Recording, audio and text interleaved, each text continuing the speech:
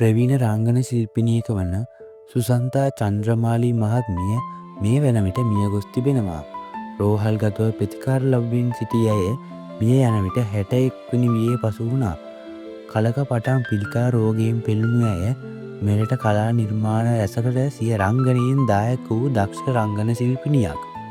1986 වසරේ සිට මෙරට කලා නිර්මාණ රැසකට සිය රංගන දායකත්වයෙන් ලබා දුන්න ඇය තෙල් නාට්‍ය මෙන්ම සිනමා නිර්මාණ වලින් රසික හදවත් දිනා ගැනීමට සමත් වුණා.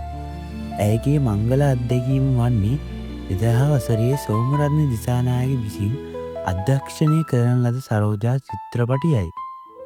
එමෙන්ම ඇයගේ ජනප්‍රිය චිත්‍රපට කිහිපයක් ලෙස ජය පිට ජය, චාරුලතා, කන්දේ ගෙදර, වනවදුලේ වසන්තේ, ගංගාසානිස්සංක, මනෝකාය වැනි ටෙලිනාට්‍ය නිර්මාණවලටද වීරවර්ණ, වන් ෂොට්, උඩුගම් යාමය, ප්‍රේගය, නිදහසේ පියා, ඩීඑස් වැනි චිත්‍රපටවලද ඇය රංගන දායකත්වය ලබා දුන්නා.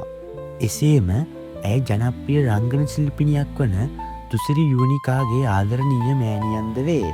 අපගේ රසික හදවත් දිනාගත් මෙම රංගන ශිල්පිනියට නිවන් සුව ලැබේවායි කියලා අපි ප්‍රාර්ථනා